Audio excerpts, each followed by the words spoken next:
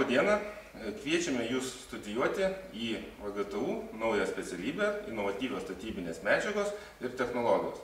Ši specialybė yra skirta studentams besidominčiams statybinėmis medžiagomis ir statybų naujovėmis.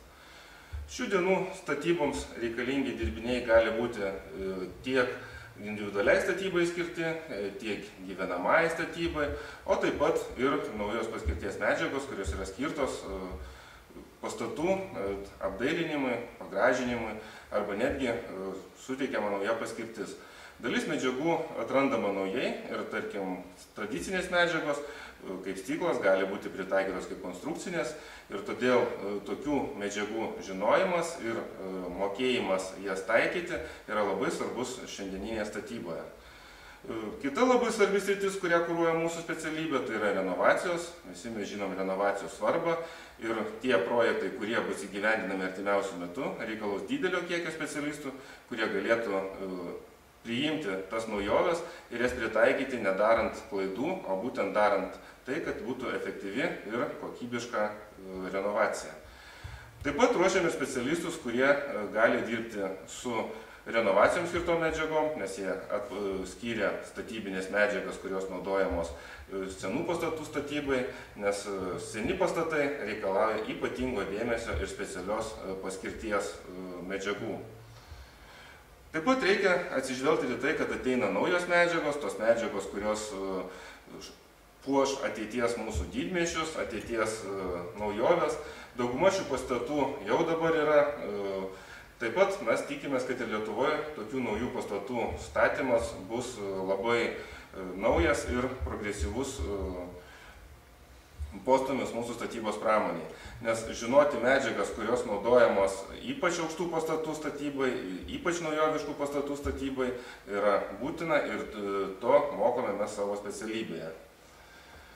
Mūsų statybos specialybės, inovatyvių statybinių medžiagų ir technologijų specialybės studentai supažindinami su statybinėmis medžiagomis, kurios ir dabar naudojamos, todėl kad ir šiuo metu naudojamos medžiagos yra taikomos ir jas reikia būtinai pažinoti. Turime patirties ir dirbame su gamybos įmonėmis, galime supažindinti su būsimais darbdaviais. Turime laboratoriją, turime modernę laboratoriją, kurioje galim atlikti tyrimus, kurie prilygsta šiuo metu populiariems serialams CSI, kur galima nustatyti medžiagos sudėtį, galima nustatyti, iš kokių komponentų susideda, o taip pat ir tradicinės stipruminės savybės ir kitas medžiagoms svarbias savybės. Ši laboratorija, aišku, prieinama jau daugiau magistrantūrą studijuojančiams studentams, todėl noriu pabrėžti, kad pas mus yra tąsa. Pas mus yra ne tik tai bakalauro studijos, bet yra ir magistro studijos ir ypač sėkmingai besimokantis gali tęsti savo studijas doktorantūroje. Mūsų specialybėje svarbus dėmesys skiriamas ir termoizoliacinėms medžiagoms, tai yra medžiagos, kurios skirtos pastatų šiltinimui.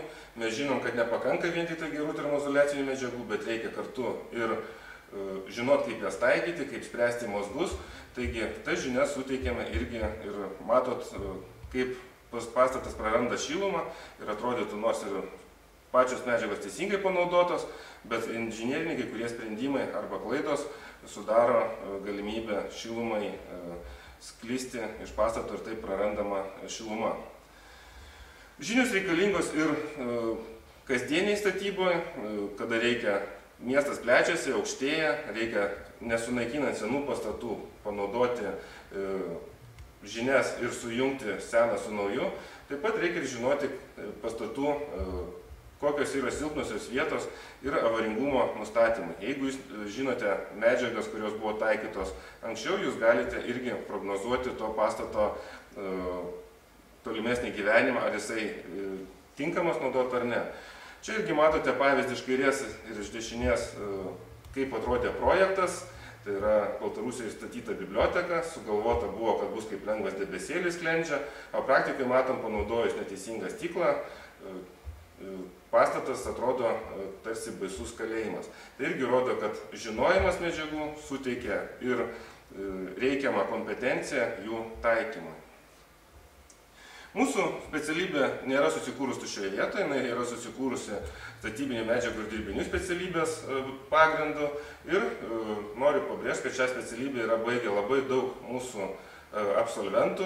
Jie dirba statybos pramonės įmonėse, matot, kiek daug yra logotipų, tai yra tikrai žinomos įmonės, kurios Lietuvoje vykdo veiklą ir bendradarbiauja su mūsų katedra, bendradarbiauja kartu su mūsų studentais. Studentai turi galimybę išvažiuoti užsienį, užsienyje gali stažuotis, turėti daug pažinčių, susipažinti su kitų šalių patirtim statybos pramonėje ir tai suteikia studentams galimybę tikrai tobulėti ir galiu pabrėžti, kad išvažiuoti gali praktiškai kiekvienas iniciatyvus studentas. Tai nėra taip, kad tik tai vienetai išvažiuoja, tikrai yra plačios galimybės. Mūsų studentai vyksta ir į praktikas, lankosi gamyklose, tokiose gamyklose kaip Knauf, Markučiai, Trečias Gelžbetonis. Mes tokiose gamyklose padedam studentams ir įsidarbinti praktikoje ir jeigu jiems patinka, jie toliau gali pasilikti tose įmonėse dirbti, jeigu suranda bendrą kalbą, bendrus interesus su to įmonių vadovybė. Čia šitą esu mažą sąrašą pateikęs tų įmonių, kur dirba mūsų absolventai. Tai yra tikrai didelis sąrašas tų žmonių. Matom, kad tikrai pareigos atitinka tai, ką mokėsi. Nėra taip, kad baigė specialybę statybininko, paskui dirba dailininku arba kažkokiu tai režisierium. Iš tiesų tai yra specialybė, kuri suteikia tikrai kvalifikuoto statybinių medžiagų specialisto išsilavinimą.